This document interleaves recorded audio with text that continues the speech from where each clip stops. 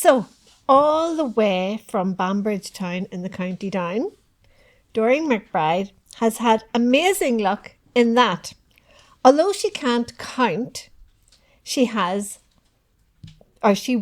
awarded a science degree. And although she can't spell, she has had a lot published. She loves people, and I might add that people love her, and for good reason. She can always find a parking space, she can always talk nonsense, and she can always have fun. And the latter is for sure, as you'll agree when you hear her story. Now, her story is different from the one that was planned, because she forgot that one. But that's okay, because I trust that Doreen will have another story equally as good, if not better. Come on ahead, Doreen, I'm down to hear this.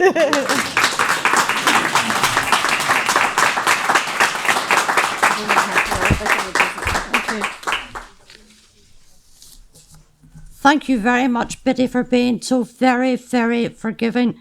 I mean, I think I'm geriatric. There's just no doubt about it. And I must say, you're a lovely audience. This is not Dracula's mate. This is a wee cup of tea. And it's a true story, actually.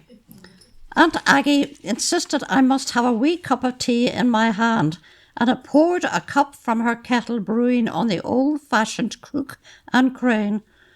I was in agony as I drank it.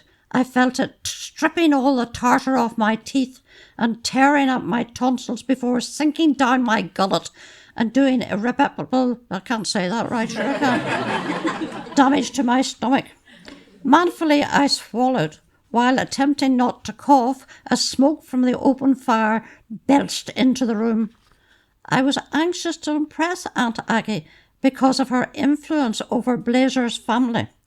I was wearing his ring and knew from the point of relationships with future in-laws this was an important test. Blazer, in the way of all men who are needed for support, had disappeared. Don't you find that, woman?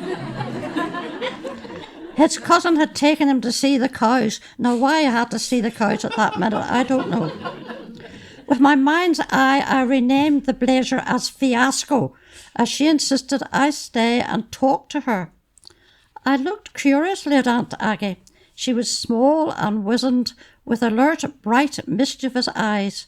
It was hard to credit she was nearly 90 years of age. She had never married.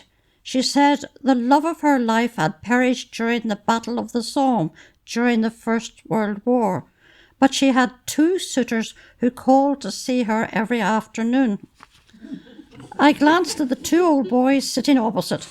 Their caps were pulled well down on their heads as they sat hunched up, chatting to each other contentedly, sucking on their empty pipes with toothless jaws. They were not my idea of romance.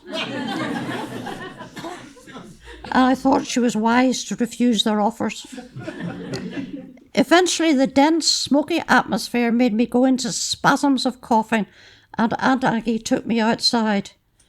Gradually, I filled my lungs with fresh air and stood enjoying the scent of damp earth and summer hedges. Then, as I stood beside the open door, I heard the old men discussing me. I was upset. They were saying I was a bad bargain for any man. They were actually right, as my husband would tell you.